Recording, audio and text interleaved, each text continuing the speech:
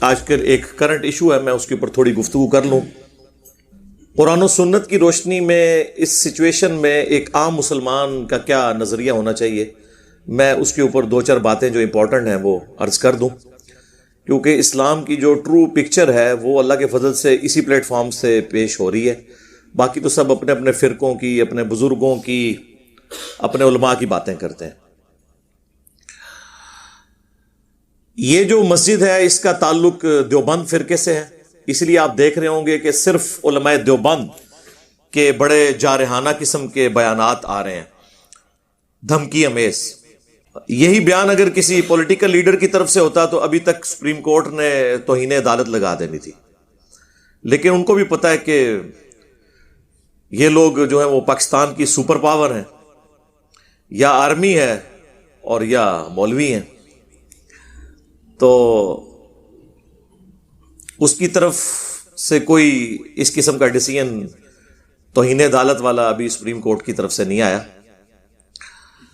اور دوسری بات آپ یہ دیکھیں کہ یہ مسجد کا مسئلہ جو آج فرقہ دیوبندیہ اسے مسلمانوں کا مسئلہ قرار دے رہا ہے، میں ان سے یہ پوچھوں گا کہ اگر یہی سب کچھ شیعہ کی مسجد کے ساتھ ہوا ہوتا، یا مسجد کے ساتھ انہوں نے اکثر ملحقہ امام بارگاہیں بھی بنائی ہوتی ہیں، مسجد وہ بھی مسجد کو مسجد ہی کہتے ہیں، امام بارگاہ الگ سے ان کی ایکٹیویٹیز کرنے کی جگہ ہے، جس طرح اہل سنت کے ہاں مدارس ہوتے ہیں نا، تو اس لیے آپ دیکھیں گے لکھا ہوتا ہے مسجد و امام بارگاہ، تو کہتے وہ بھی مسجد ہی ہیں اسے۔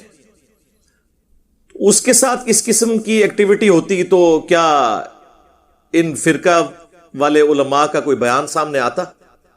ایون اہل سنت میں بھی آپ دیکھ لیں، ان سے بھی بڑا فرقہ پاکستان میں تعداد کے اعتبار سے بریلوی، ان کے کسی نمائندہ عالم نے اس حوالے سے کوئی بیان نہیں دیا۔ اہل حدیث تو ویسے ہی تھوڑے ہیں، ان کی تو سنوائی نہیں ہے، ان کی طرف سے بھی ابھی ایز سچ میرے علم میں کوئی بیان نہیں ہے۔ اہل تشیع نے بھی کوئی بیان نہیں دیا۔ تو یہ بار بار کہنا ہے کہ مسلمانوں کی مسجد، اس کی بجائے آپ کہیں فرقہ دیوبند کی مسجد، یہ ریالٹی ہے، اس کو ایکسپٹ کریں۔ مسلمان، یا پھر آپ اپنے آپ کو صرف مسلمان سمجھتے ہیں اس لیے مسلمان کا لفظ بول رہے ہیں، ورنہ آپ لوگوں کو اس حوالے سے تو کوئی ہمدردی نہیں ہوتی اسلام کی۔ ان کا حال تو یہ ہے علماء کا، فرقہ باز اور سارے مکاتب فکر کے۔ اسلام آباد میں آپ چلے جائیں، چونکہ میرا دوسرا شہر اسلام آباد بھی ہے، وہاں پر آپ کو ہر دوسری مسجد میں جھگڑا ملے گا، دیوبند اور بریلویوں کے درمیان سر پھٹتے ہیں، گولیاں چلتی ہیں مسجد کے قبضے کے لیے۔ میں اس وقت 3rd ایئر کا اسٹوڈنٹ تھا انجینئرنگ یونیورسٹی میں، 1999 کی بات ہے۔ اس وقت G11 مرکز میں ایک مرکزی مسجد کا جھگڑا چلا۔ اسلام آباد کا ہر سیکٹر 2 کلومیٹر بائی 2 کلومیٹر کا ہوتا ہے، اور اس کا پھر ایک بڑا مرکز ہوتا ہے جس میں مرکزی مسجد ہوتی ہے، پھر سب سیکٹرز کے اندر بھی چھوٹی مساجد ہوتی ہیں، کچھ جو ہیں وہ قانوناً بنائی جاتی ہیں اور کچھ غیر قانونی ہوتی ہیں۔ تو وہ جو بڑی مسجد تھی نا، جو مرکز کے سینٹر میں تھی، G11 مرکز میں، دیوبند اور بریلویوں کے درمیان اتنا جھگڑا ہوا کہ سر تک پھٹے۔ بالآخر دعوت اسلامی والے، یہ سبز پگڑی والی جماعت جو اب مختلف کلر کی پگڑیاں باندھ رہی ہے، یہ کامیاب ہو گئے، اور اس وقت وہ مدنی مرکز ہے اسلام آباد کا۔ ہر شہر میں ان کا ایک مدنی مرکز ہوتا ہے نا، تو اسلام آباد کا جو مدنی مرکز ہے وہ G11 مرکز کے اندر ہے، اور بالکل اس کے قریب اسلام آباد ہائی کورٹ ہے، G10 کے اندر، کوئی زیادہ دور کی بات نہیں ہے۔ تو مجھے یاد ہے، چونکہ ہم اس وقت دعوت اسلامی میں تھے، تو ہم نے یعنی ان بھائیوں کو دیکھا جنہوں نے سر باندھے ہوئے تھے، جو پھٹ گئے اس لڑائی کے دوران۔ کیونکہ اسلام آباد میں جو مساجد ہیں یہ آپ سمجھ لیں فیکٹری ہیں، ابھی سیکٹر جسٹ لانچ ہوتا ہے نا، اور دور دراز تک کوئی مکان نہیں بنا ہوتا، نہ کوئی سڑک بنی ہوتی ہے، تو آپ کو نظر آئے گا کہ زمینوں کے اندر کوئی اللہ کا درویش بندہ انورٹڈ کاماس میں ایک چھوٹا سا حمام لے کے، ایک چٹائی لے کے بیٹھا ہوگا، آپ بڑا ترس کھائیں گے کہ یار کیا اسلام کی خدمت ہو رہی ہے، بندے ہی کوئی نہیں، اور اس نے ایک چھوٹا سا کمرہ بنا کے تو کچی سی وہ اس کی اینٹوں کا جوڑ کے یا بعض اوقات لا کے وہ کنٹینر لا کے کھڑا کر دیتے ہیں, اس میں مسجد ڈکلیئر کر دیتے ہیں. کتنی اسلام کی خدمت ہو رہی ہے, لیکن آپ کو پتہ نہیں کہ وہ اتنی بڑی انویسٹمنٹ کر رہا ہے کہ یعنی اس ملک میں اس سے بڑی انویسٹمنٹ آپ سوچ بھی نہیں سکتے. اربوں کی وہ انویسٹمنٹ کرنے جا رہا ہے, اربوں کی. لیکن وہ سٹارٹ ہوگی شاید 10 سال بعد, 15 سال بعد, 8 سال بعد. اب یہ نہیں کنفرم کہ کب تک ہوگی, لیکن وہ بیٹھا رہتا ہے استقامت کے ساتھ. میں نے تو خود G13 میں دیکھا ہے, ایک مسجد ہے سیدنا حسین ابن علی رضی اللہ تعالی عنہما وعلیہم السلام, دیوبند کی مسجد ہے. تو وہ بندہ بھی, اس وقت میں وہاں کبھی راہ گزرتے نماز پڑھتا تھا جب کوئی نمازی اکا دکا ہوتے تھے. آج آپ جائیں تو ملٹی سٹوری بلڈنگ بنی ہوئی ہے, لاکھوں کروڑوں کی انکم ہو رہی ہے وہاں سے. ظاہر چندہ بک کھل جاتی ہے, لا کے بچے جو ہیں وہ کے پی سے لا کے غریب گھرانوں کے بچے وہاں پہ وہ رکھ لیتے ہیں سامنے رکھنے کے لیے, گاڑیوں میں پھر رہے ہوتے ہیں. اس وقت آپ جاتے ہیں تو آپ کو ترس آتا ہے کہ بیچارہ کیا کر رہا ہے یہ ادھر, لیکن آپ کو پتہ ہی نہیں کتنا سمجھدار ہے. ہمارا کوئی پولیٹیشین, کوئی جرنیل, کوئی جج اتنا سمجھدار نہیں ہوتا جتنے یہ علماء ہوتے ہیں. وہ پوری انویسٹمنٹ کرتے ہیں, وہ اندر سے نکلوا لیتے ہیں نا کہ کہاں مسجد بنے گی پہلے ہی. ابھی وہ سیکٹر لانچ بھی نہیں ہوا یا لانچ ہوا ہے اور ابھی مکان نہیں بننے شروع, جا کے بیٹھ جاتے ہیں.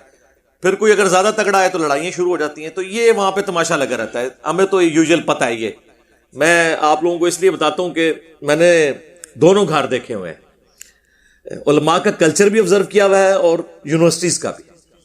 تو دونوں طرف کا مجھے آئیڈیا ہوتا ہے کہ یہ کیا کچھ چل رہا ہوتا ہے.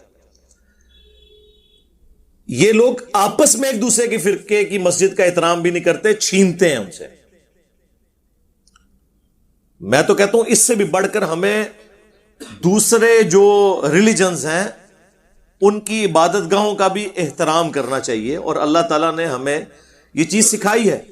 سورۃ الحج میں اللہ تعالیٰ نے کیٹاگوریکلی مینشن کیا ہے کہ اگر اللہ تعالیٰ بعض کو بعض سے ٹکرواتا نہ, یعنی لڑائی کے ذریعے یا جنگوں کے ذریعے, تو خانقاہیں, گرجے, معبد اور مسجدیں, اللہ نے مسجدوں سے پہلے باقی جو ریلیجن ہیں ان کی عبادت گاہوں کا ذکر کیا ہے. یہ سب کے سب ڈھا دیے جاتے.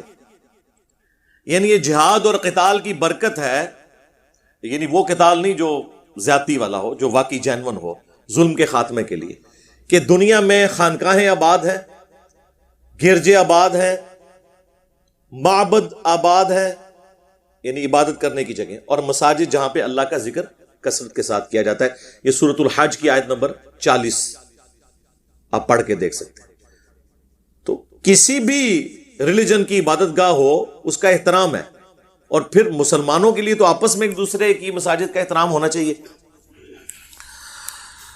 اب رہا یہ سپریم کورٹ کا فیصلہ, تو اس کے حوالے سے میں کہوں گا کہ سپریم کورٹ جو فیصلے کرتی ہے نا, ان فیصلوں میں اتنی کمزوریاں پائی جاتی ہیں کہ ان فیصلوں کا دفاع پبلکلی ممکن نہیں ہے. اس کی وجہ یہ ہے, کچھ عرصہ پہلے اسی سپریم کورٹ نے پاکستان لیول کے ایک, آپ سمجھ لیں, دہشت گرد قسم کے پراپرٹی ڈیلر نام لیے بغیر, جو لوگوں کی زمینیں ہتھیاتا ہے, دوسری طرف دسترخوان بھی چلا رہا ہے. اللہ تعالیٰ کو تو اس طرح دھوکہ نہیں دیا جا سکتا. تو وہ اس سے انہوں نے 400 ارب روپیہ لے کر اس کی جو انلیگل جگہ تھی اسے لیگل کیا. سب کو پتا ہے, ہمارے پرائم منسٹر صاحب کو بھی پتا ہے, جن کی جماعت کا نام ہی تحریک انصاف ہے, لیکن انہوں نے بھی آنکھیں بند کر لی. اور پھر انگلینڈ جو کچھ اس کو جرمانہ پڑا اور اس کھاتے میں یہاں پہ, وہ آپ تو پوری ایک گیم ہے, میں اب اس کو ڈسکس نہیں کرنا چاہتا, وہ پوری عوام کو پتا ہے. اللہ کا شکر ہے ڈیجیٹل میڈیا نے بڑے بڑے نام نہاد شرفا کو ننگا کر دیا عوام کے سامنے. تو وہاں پہ سپریم کورٹ کا یہ ایٹیچیوڈ ہے. حال ہی میں آپ کو پتا ہے نسلا ٹاور کراچی میں, یعنی لوگوں نے بچاروں نے اپنی پوری زندگی کی کمائیاں جوڑ جوڑ کے وہاں پہ اپارٹمنٹ لیے, اس کو گنانے کا تو حکم دے دیا. بھائی اس چیز کی گارنٹی کون لے گا کہ جن لوگوں کے آپ نے یہ مکان ان سے چھین لیے ہیں ان کو پیسہ کون دلوائے گا؟ سپریم کورٹ کہہ رہی ہے کہ جی اب ہم وہ جگہ بیچ کے پیسے، وہ جگہ بیچنے سے کیا جو اپارٹمنٹس کی قیمت ہے وہ ادا ہو سکتی ہے؟ وہ تو 100واں حصہ بھی نہیں بنے گا. اور گورنمنٹ تو خود آئی ایم ایف سے قرضے لے رہی ہے، ان کے پیسے کون دے گا ان کو؟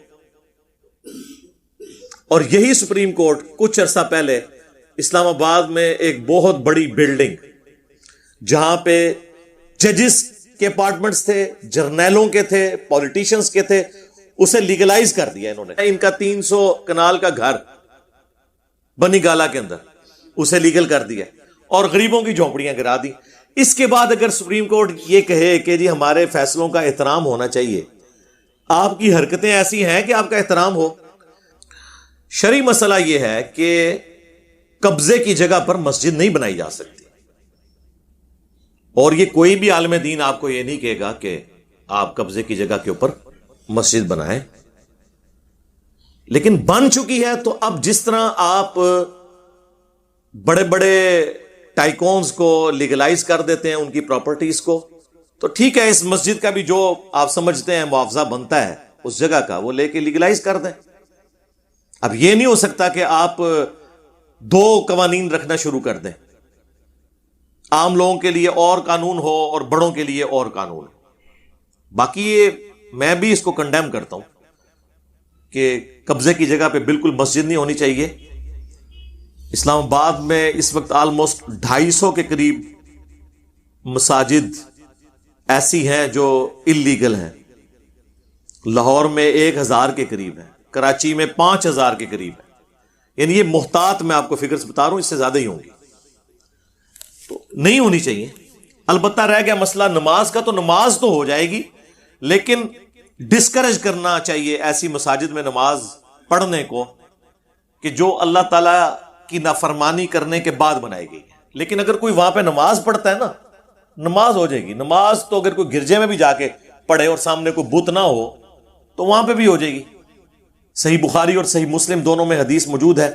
اللہ کے محبوب صلی اللہ علیہ وآلہ وسلم فرماتے ہیں اللہ تعالیٰ نے مجھے 5 ایسی خصوصیات دی ہیں جو مجھ سے پہلے کسی پیغمبر کو نہیں دی.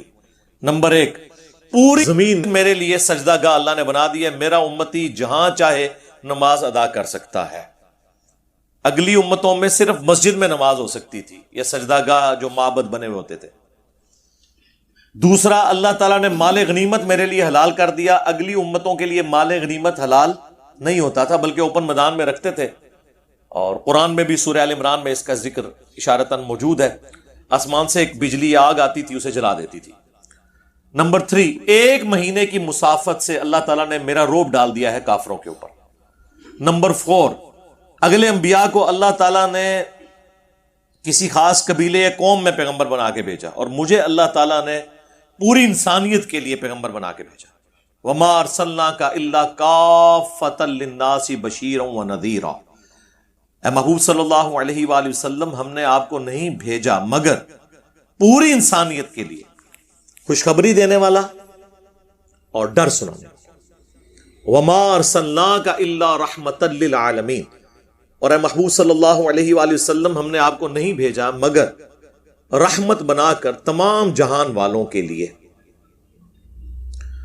اور 5واں، آپ صلی اللہ علیہ وآلہ وسلم نے فرمایا مجھے اللہ تعالیٰ نے قیامت کے دن شفاعت کا اذن دیا ہے.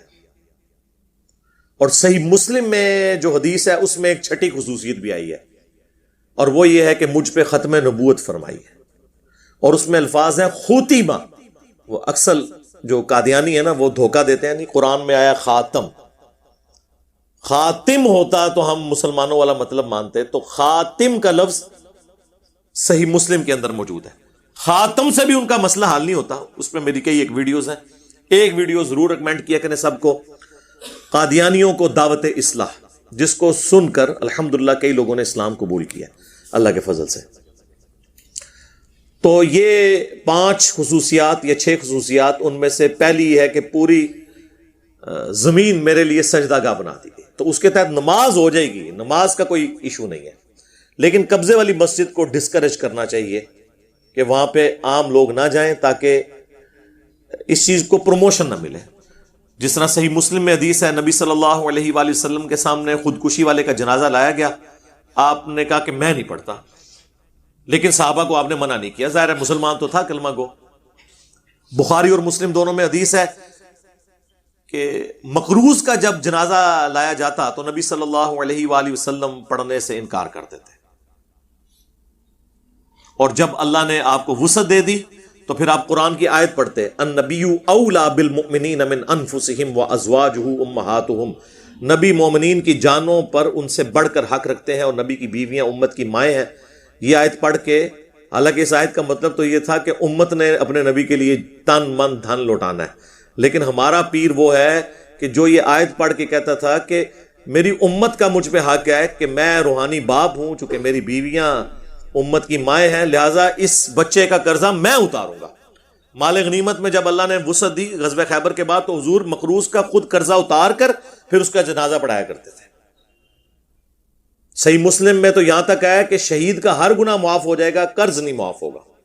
حقوق العباد کا مسئلہ ہے، لہٰذا یہ جگہوں پہ جو قبضے ہیں یہ حقوق العباد کا مسئلہ ہے۔ گورنمنٹ کی ذمہ داری ہے کہ مسجد کے لیے جگہ دے، لیکن یہ نہیں کہ آپ نے زبردستی چھین لینی ہے، کسی قانون کے تحت چھینیں گے نا، ورنہ تو پھر دیوبندیوں نے یہ جگہ لی ہے پارک میں، کل کو بریلوی کہیں گے ہمیں بھی جگہ دیں، اہل حدیث کہیں گے ہمیں بھی دیں، شیعہ کہیں گے ہمیں بھی دیں، تو یہ ایک سلسلہ شروع ہو جائے گا۔ تو قبضے کی جگہ تو نہیں آپ لے سکتے اس بنیاد پہ کہ حکومت نے جگہ نہیں دی ہے، آپ اس کو لیگل طریقے سے معاملات کو لے کے چلیں۔ صحیح بخاری اور صحیح مسلم دونوں میں حدیث ہے، سعید ابن زید حضرت عمر کے بہنوئی ہیں، عشرہ مبشرہ اصحاب میں سے ایک ہے۔ ان کے اوپر ایک عورت نے الزام لگایا، اس عورت کا نام تھا اروا، اروا الف کے ساتھ، الف را وا اور یا۔ ایک لفظ ہے عروا، وہ مردوں کا نام ہوتا ہے، وہ عین کے ساتھ ہوتا ہے، اس کے اوپر پیش ہوتا ہے، اور بائی چانس یہ دونوں نام اس حدیث میں ہے۔ عروا ابن زبیر روایت کرتے ہیں کہ اروا نامی ایک عورت تھی جس نے الزام لگایا سعید ابن زید پر کہ اس نے میری زمین پہ قبضہ کر لیا۔ اس وقت مدینے کا گورنر تھا مروان بن حکم، اس نے بلایا سعید ابن زید کو اور کہا کہ آپ پہ الزام ہے، تو انہوں نے کہا کہ تم سوچ سکتے ہو کہ میں وہ شخص ہوں جس نے اللہ کے نبی سے یہ خود بات سنی تھی کہ جس شخص نے کسی دوسرے کی بالشت بھر زمین بھی دبا لی، یعنی 9 انچ یہ ایک بالشت، تو 7 زمینوں کا توق قیامت والے دن اللہ تعالیٰ اس کے گلے میں ڈالے گا وزن کے طور پہ، عذاب دے گا۔ جبکہ یہ خود بات میں نے اللہ کے نبی سے سن رکھی ہو، اس کے باوجود میں کسی کی زمین دبانے کا سوچ بھی سکتا ہوں۔ یہ صحابہ میں اور عام امتیوں میں فرق ہے، وہ جب سنتے تھے تو اس کو اسی طرح ہی سمجھتے تھے، وہ یہ نہیں کہتے تھے یا اللہ جو کچھ بھی ہے تیرے محبوب کی امت سے نہ، ان کو یہ پتا تھا کہ محبوب کی نسبت کام اسی صورت میں آئے گی جب محبوب والے کام ہوں گے صلی اللہ علیہ وآلہ وسلم۔ تو مروان نے کہا کہ حضرت مجھے اور کسی دلیل کی ضرورت نہیں ہے، آپ خود ثقہ اور صدوق راوی ہیں۔ انہوں نے کہا نا ایتھے نہیں مسئلہ ختم ہویا، انہوں نے وہاں کھڑے ہو کر عدالت کے اندر اس عورت کے لیے بد دعا کی کہ اللہ جس زمین کے قبضے کا اس نے مجھ پہ الزام لگایا نا، اسی زمین میں اسے موت دینا ذلیل و خوار کر کے۔ اور مسلم شریف میں تو پھر آگے ڈیٹیل آتی ہے، یہ بخاری میں بھی ہے مسلم میں بھی، مشکات کی 3 جلد میں آپ کو کرامات والے چیپٹر میں مل جائے گی، یہ صحابہ کی اوریجنل کرامات ہیں، جو میں اکثر کہتا ہوں کہ کرامت دعا ہوتی ہے، کار کے نہیں کچھ بخا سکتا، ایسے نہیں رکھنا۔ تو مسلم شریف میں تفصیل میں آتا ہے کہ وہ اندھی ہو گئی تھی، اور بالآخر جس زمین کا جھوٹا الزام اس نے لگایا تھا نا، اسی زمین میں ایک اندھے کنویں میں وہ گر کے مری، اور وہاں اس کی قبر وہ کنویں میں ہی بن گئی، اور وہ اس وقت کہتی تھی کہ مجھے سعید کی بددعا لگ گئی، لیکن وہ بددعا پھر آپ کو پتا ریورس نہیں ہوتی، وہ شخص چاہے بھی تو ریورس نہیں ہوتی، یہ اللہ کا ایک قانون ہے۔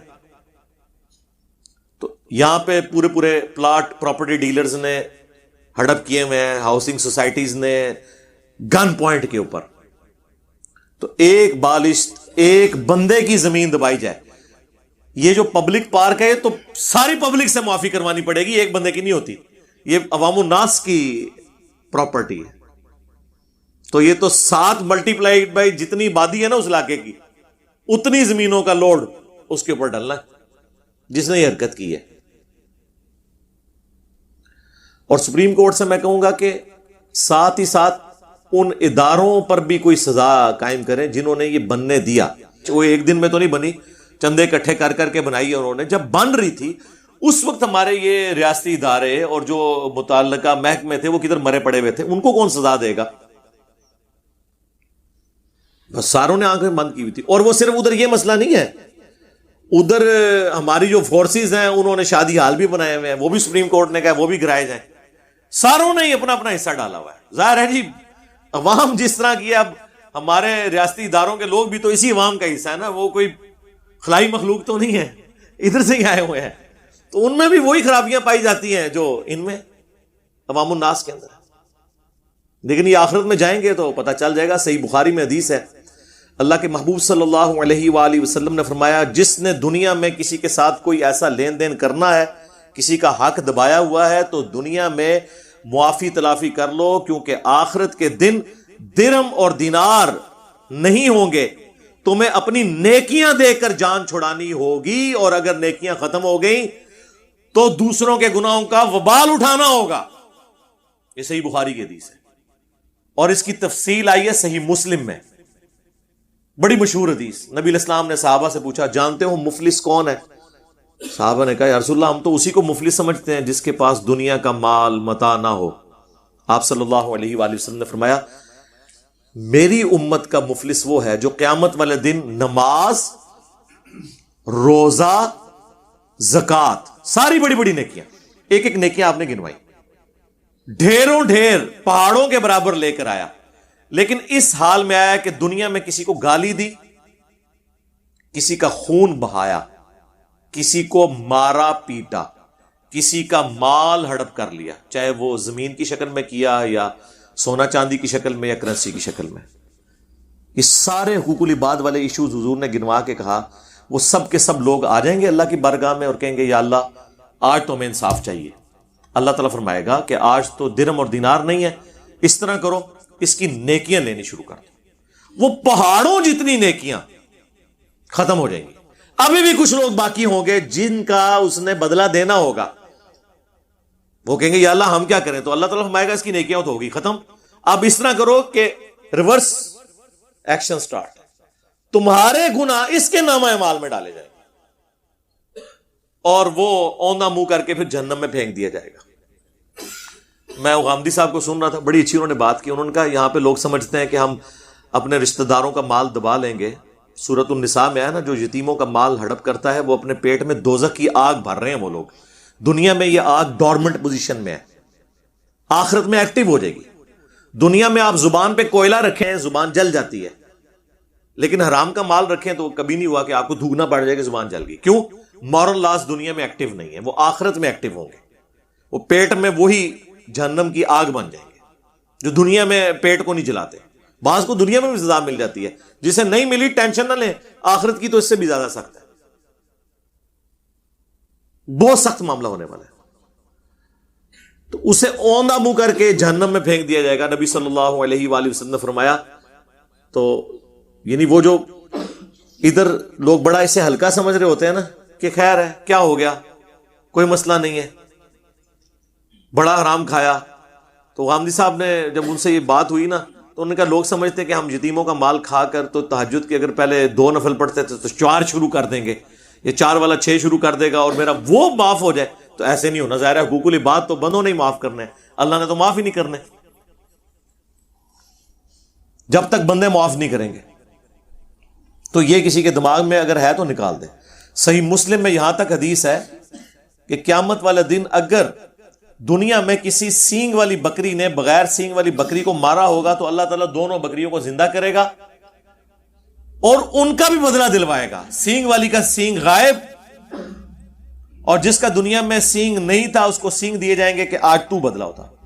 اللہ تعالیٰ عدل فرمانے والا ہے. جہاں پہ بکریوں کے ساتھ یہ معاملہ ہو رہا ہے وہاں پہ انسانوں کے ساتھ کیا ہو رہا ہوگا. تو سوچنے کی ضرورت ہے. صحیح بخاری اور صحیح مسلم دونوں میں حدیث ہے کہ ایک فاطمہ نامی عورت کی چوری کا مقدمہ اللہ کے نبی علیہ السلام کے سامنے پیش ہوا. اسامہ ابن زید سے سفارش کروائی گئی. باقی صحابہ کی تو جرت نہیں ہوئی لیکن سفارش کروائی. یعنی دیکھیں یہ اشرافیہ کتنی بڑی چیز ہوتی ہے کہ صحابہ کرام بھی مرعوب ہو گئے اور کہا کہ جی اس کے بارے میں حضور کوئی نہ ریلیکسیشن کرتے ہیں. اللہ کے نبی کو اتنا جلال آیا, آپ نے نماز کے بعد مسجد میں ممبر لگوایا اور آپ نے کہا کہ مجھے اللہ کے حقوق کے معاملے میں سفارش کر رہے ہو. خدا کی قسم اگلی قومیں اس لیے برباد ہوئیں کہ ان کے اشرافیہ کے لیے اور قوانین ہوتے تھے, عام لوگوں کے لیے اور.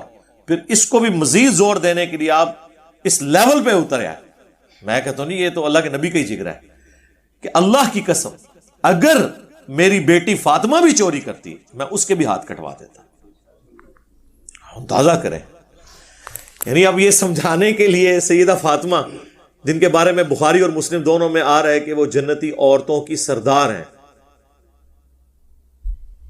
لیکن اللہ کے نبی علیہ السلام نے ان کا نام لے کے ہمیں سنایا کہ تم لوگ یہ نہ کہنا کہ جو کچھ بھی ہے تیرے محبوب کی امت سے ہے. ہم چھوٹے چھوٹے تھے نا تو اسکول میں نا ایک بیج لگایا کرتے تھے. اس وقت بریلمیوں کی ایک جماعت ہوتی تھی انجمن طلباء اسلام, ابھی بھی وہ بھاولپور میں اسلامیہ یونیورسٹی میں ہی رہ گئی ہے, باقی تو ایسا کوئی نہیں. تو انہوں نے ایک بیج بنوایا ہوتا تھا, اس پہ لکھا ہوتا تھا اغیثنی یا رسول اللہ, یا رسول اللہ صلی اللہ علیہ وآلہ وسلم میں آپ سے مدد مانگتا ہوں. ہم بھی بڑے شوق سے لگاتے تھے, لیکن ہم نے کبھی اس کے اوپر توجہ نہیں کی کہ یہ حدیث میں یہ الفاظ آئے کہاں پر ہیں. تو آپ کو حیرانگی ہوگی کہ یہ اغیثنی یا رسول اللہ کے الفاظ بخاری اور مسلم دونوں میں, لیکن وہ جس کانٹیکسٹ میں ہے وہ بالکل 180 ڈگری ہے. بخاری اور مسلم دونوں میں حدیث ہے, اللہ کے محبوب صلی اللہ علیہ وآلہ وسلم نے فرمایا کہ دیکھو اپنے اونٹوں کی زکات دو, یہ نہ ہو قیامت والے دن کسی کا اونٹ اس کی گردن پہ سوار ہو اور وہ کہے اغیثنی یا رسول اللہ میری مدد کریں, تو میں تمہارے کچھ کام نہیں آؤں گا, میں نے اللہ کا پیغام دنیا میں تم تک پہنچا دیا تھا. ایسا نہ ہو کہ کسی کی گائے اس کی گردن پہ سوار ہو اور وہ کہ اغیثنی یا رسول اللہ میری مدد فرمائے, اور میں نے بیج بھی دنیا میں لگایا ہوا تھا, تو میں نے تمہارے کوئی کام نہیں آنا, میں نے اللہ کا پیغام تم تک پہنچا دیا. پھر حضور علیہ السلام نے ایک ایک بکری بھیڑ ایک ایک جانور کا گنوایا اور اغیثنی یا رسول اللہ کے اگینسٹ کہا کوئی مدد نہیں ہونی. کاش یہ حدیث پوری لکھ کے ادھر لگا دیتے نا, جیسے وہ لکھا ہوتا ہے غیبت کے خلاف جنگ جاری رہے گی. اغیثنی یا رسول اللہ کس حدیث میں؟ صحیح مسلم میں حدیث ہے, جسے دنیا میں اس کے عمل نے پیچھے چھوڑ دیا, اس کی نسبت اس کا نسب قیامت والے دن اسے آگے نہیں کر سکتا. عمل ٹھیک ہے, اچھا ہوا تو نسب آگے کرے گا. وہ پھر فاطمہ جنتی عورتوں کی سردار ہے جو بخاری مسلم میں آیا. وہ حسن و حسین ہی جنتی نوجوانوں کے سردار ہیں جو جامع ترمذی میں, مسند احمد میں اور مشکات میں آیا, لیکن قربانیوں کے ساتھ. اور دوسری طرف وہ کتنی رکت انگیز حدیث ہے بخاری اور مسلم دونوں میں کہ اللہ کے محبوب صلی اللہ علیہ وآلہ وسلم فرماتے ہیں جب قرآن کی یہ آیات نازل ہوئی نا کہ اے نبی اپنے قریبی رشتہ دار کو آخرت کا رشتہ داروں کو ڈر سنائیے, تو آپ نے پھر ایک ایک رشتہ دار کو بلا کر کہا, آپ نے فرمایا اے نبی کے چچا عباس میرے مال سے جو لینا ہے لے لے, اگر اللہ نے قیامت کے دن تجھے پکڑ لیا میں تیرے کچھ کام نہیں آؤں گا. اے نبی کی پھوپھی صفیہ میرے مال سے جو کچھ لینا ہے لے لے, اگر اللہ کے حضور پکڑی گئی تو میں تیرے کچھ کام نہیں آؤں گا. اے نبی کی بیٹی فاطمہ میرے مال سے جو لینا ہے لے لے, لیکن آخرت میں اگر اللہ کے حضور پکڑی گئی تو میں تیرے کچھ کام نہیں آؤں گا. اندازہ کریں. تو اگر نبی علیہ السلام کے چچا آپ صلی اللہ علیہ وآلہ وسلم کی پھپھی اور سب سے بڑھ کر آپ صلی اللہ علیہ وآلہ وسلم کی لاڈلی بیٹی جنتی عورتوں کی سردار کے بارے میں یہ کہا جا رہا ہے تو بابے تے شاہی کوئی نہیں جڑے کہندے نے جناب اسی تانوں جنت وچ لے جاؤں گے ساڈے مرید ہو جاؤ. ہاں جنہوں نے قرآن و سنت پڑھا نہیں انہوں نے آپ کو یہی لارے لپے لگا کے رکھنے ہیں نا, پھر اس لیے وہ صحیح کہتے ہیں قرآن حدیث ڈائریکٹ نہیں پڑھنا, گمراہ ہو جاؤ گے. جی اسی ہو گئے ہیں ہوں دسو کے کریے. کہتے ہیں جی بابوں کو تو ہم کیا ہی کچھ نہیں رہے میرے بھائی, بابے خود لے آ کے تسی ساڈے اگے سٹ دیو کہ وڈو انہاں نو. ہاں یار جب آپ پیغمبروں سے بڑھ کر، صحابہ سے، اہل بیت سے بڑھ کر انہیں درجہ دیں گے تو پھر ہم لوگوں کو بتائیں گے نا کہ بھائی بابت شاہی کوئی نہیں. ان کو تو چھوڑ دیں.